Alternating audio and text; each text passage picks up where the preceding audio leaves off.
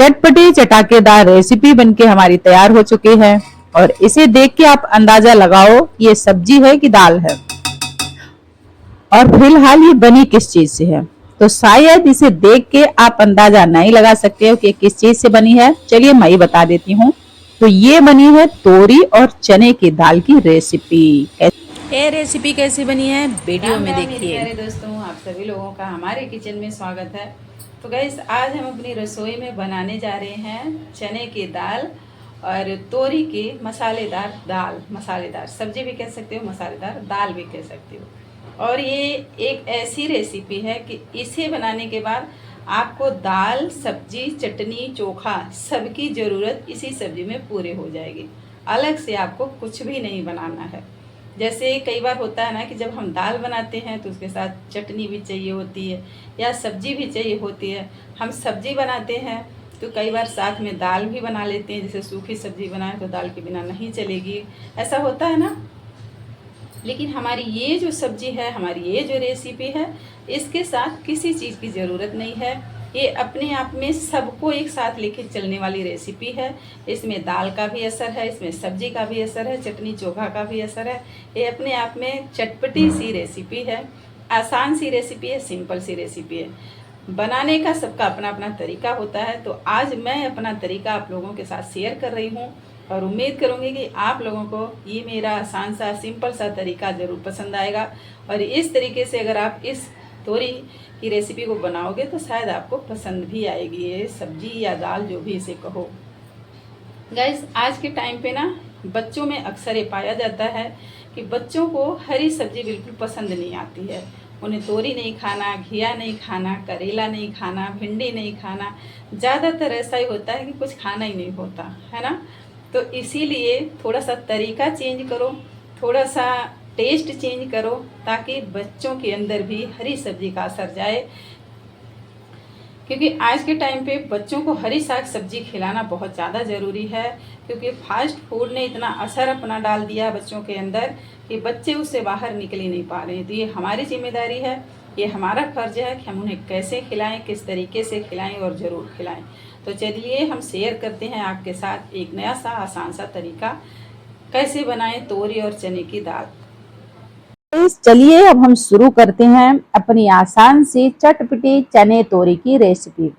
तो इसके लिए हमें चने की दाल चाहिए और हरी ताजी तोरी। चने की दाल को हमने रात को ही भिगो दिया था, अच्छे से दाल हमारी भीग गई है। और ध्यान रखना है कि दाल हमारी अच्छे से भीगी होगी तभी इस दाल का रिजल्ट हमें अच्छे से मिलेगा। तो इसलिए हमने रात को भिगो दिया था। अच्छे से हमारी दाल फूल गई है, 3 से 4 पानी अच्छे से इसे हमने धो दिया है। और अब यहाँ पे तोरी देखो, ये तोरी की मात्रा उस हिसाब से रखनी है चने के दाल के अकॉर्डिंग। अगर हमारी चने की दाल 1 पाव है तो तोरी हमें आधी पाव लेनी है। अगर हमारे चने की दाल आधा किलो है तो 1 पाव में तोरी लेनी है। दाल हमारी धुल गई है। चलिए अब इसे कुकर पे चढ़ाते हैं गैस पे। तो यहाँ पे दाल डालने के बाद थोड़ा सा नमक डालेंगे। नमक डालने से दाल जल्दी गल जाती है। और यहीं पे हल्दी डाल देंगे। दाल में कितना पानी रखना है उसी हिसाब से अभी इसमें पानी हमें डाल देना है और इस पे ढक्कन लगाएंगे और इस पे हम 3 से 4 सीटी लगवाएंगे।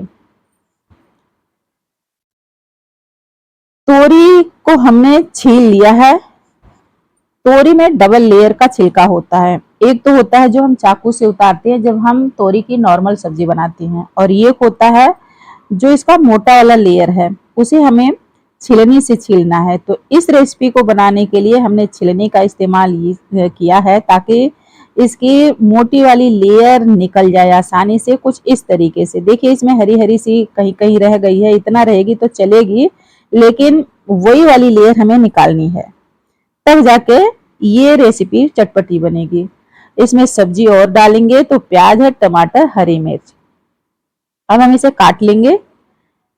तो गोल गोल पीस में हमने कुछ इस तरीके से कटिंग करी है और आपको भी इसी तरीके से इसकी कटिंग करनी है।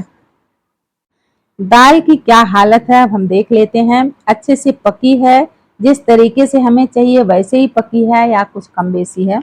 तो फिलहाल दाल तो हमारी वैसे ही पकी है जैसा हमें चाहिए इस रेसिपी के लिए। ना कम ना ज्यादा, ऐसे ही दाल पकानी। इस रेसिपी को बनाने के लिए अब हमें तड़का तैयार करना है।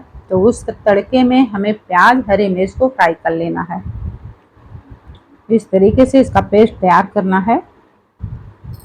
बहुत बारीक पेस्ट हमने नहीं किया है, थोड़ा दरदरा ही रखा है। प्याज का पेस्ट है, ये थोड़ा मोटा ही रहेगा, चल जाएगा। इसे हम निकाल लेंगे प्याज के पेस्ट को। और अब हमें टमाटर ग्राइंड करना है। ध्यान रखना है कि टमाटर का पेस्ट बिल्कुल बारीक करना है। इस रेसिपी के लिए प्याज का पेस्ट दरदरा चाहिए, हल्का सा दरदरा, और टमाटर का पेस्ट बिल्कुल पतला चाहिए, बिल्कुल बढ़िया से इसे पीस लेना है। एक बड़ी सी कढ़ाई लिया है हमने, यहाँ पे सरसों का तेल ले रहे हैं। इसे हम खूब अच्छे से गर्म करेंगे, धुएंदार। उसके बाद हम डाल देंगे मेथी दाना का तड़का। मेथी जब अच्छे से चटक जाए तब यहीं पे हमें इस लच्छेदार कटिंग की हुई प्याज को भी फ्राई करना है। इस प्याज को ज्यादा नहीं पकाना है, हल्का सा ही पकाना है। हल्की सी प्याज पक चुकी है। अब यहीं पे हम जो हमारी पिसी हुई प्याज थी उसे पका लेंगे। इस प्याज को हमें अच्छे से पकाना है, इसमें बिल्कुल भी कच्चापन नहीं होना चाहिए, एक बढ़िया से स्वाद के लिए। तो प्याज लगभग हमारी भुन चुकी है। यहीं पे डाल देंगे हम सब्जी मसाला। जैसा कि मैं हर वीडियो में आप लोगों को बताती हूँ कि मेरे इस मसाले में हल्दी, नॉर्मल मसाला और गरम मसाला मिक्स है। और ऐसा मैं इसलिए बताती हूँ क्योंकि आप लोग इसे सिर्फ मसाला मत समझना, ये इसमें सारे मसाले मिक्स हैं। और आप लोग जब इस रेसिपी को बनाओ तो अगर ऐसा मसाला यूज करते हो तो ठीक है, नहीं तो गरम मसाले का प्रयोग जरूर करना, इसलिए मैं बता दे रही हूँ। तो फ्रेंड्स, जब मसाले हमारे भुन जाएं तो उसमें हमें डाल देना है टमाटर की प्योरी, क्योंकि मसाले टमाटर की प्योरी के साथ ही अच्छे से भुनेंगे। बिना मसालों को पकाए हुए किसी भी रेसिपी में स्वाद नहीं आता। तो इसीलिए टमाटर की प्योरी के साथ मसाला भी हमारा अच्छे से पक जाएगा, कुछ इस तरीके से। चटपटी सी रेसिपी बनाने के लिए मसालों का पकना बहुत ज्यादा जरूरी। थोड़ी सी यहीं पे और पानी डालेंगे, और वो पानी वही वाला है जिसमें हमने टमाटर और प्याज को पीस के रखा था, उसी से पानी डाल के और हमने निकाल लिया। वो चीज भी हमारी वेस्ट नहीं गई। और यहाँ पे मसाले थोड़ी सी और अच्छे से पक जाएंगे, क्योंकि मसाले का पकना बहुत ज्यादा जरूरी है, जैसा कि मैं बार बार बताती हूँ। मसाला हमारा पक चुका था। अब इसी मसाले में बिना किसी पानी के, बिना किसी तरी के हमें मिक्स कर देना है जो हमने कट करके रखी थी तोरी, और तोरी को मसाले के साथ अच्छे से मिला देना है। तोरी को मसाले में मिक्स करने के बाद जब उसमें हल्की सी भाप लग जाए तो इसी में हमें दाल को डाल देना है, जो हमने चने की दाल पका के रखी थी। और यहीं पे नमक डाल देना है। इस बात का ध्यान रखना है कि जब हम दाल पका रहे थे उस टाइम भी हमने नमक डाला था, तो उसको ध्यान में रखते हुए यहाँ पे नमक डाल देना है। और सारे मसाले, सब्जी और दाल को एक साथ मिक्स करना है। अब चाहो तो इसे यहाँ पे 5 मिनट में पका सकते हो कढ़ाई में ही, और उससे भी जल्दी अगर आपको तो इसे कुकर में डाल के भी पका सकते हो। तो फिलहाल मैं इसमें कुकर में एक सीटी लगवाऊंगी और मेरी ये रेसिपी जल्दी से बन जाएगी। तो मैंने गैस चढ़ा दी है और अब इसमें लगाएंगे एक सीटी, हो जाएगी हमारी रेसिपी तैयार। फ्रेंड्स, मेरी रेसिपी बनके तैयार हो गई है। इसे देखने के बाद अंदाजा बिल्कुल नहीं लग रहा है कि ये रेसिपी तोरी से बनाई गई है। इसे आप चावल के साथ, रोटी के साथ आराम से खाइए। बहुत ही चटपटी रेसिपी है, आसान सा तरीका है। मुझे उम्मीद है कि आप लोगों को ये तरीका जरूर पसंद आएगा। तो आज की वीडियो मैं यही खत्म करती हूँ, फिर मिलती हूँ एक नई वीडियो में, एक नए टेस्ट के साथ और एक नई कोशिश।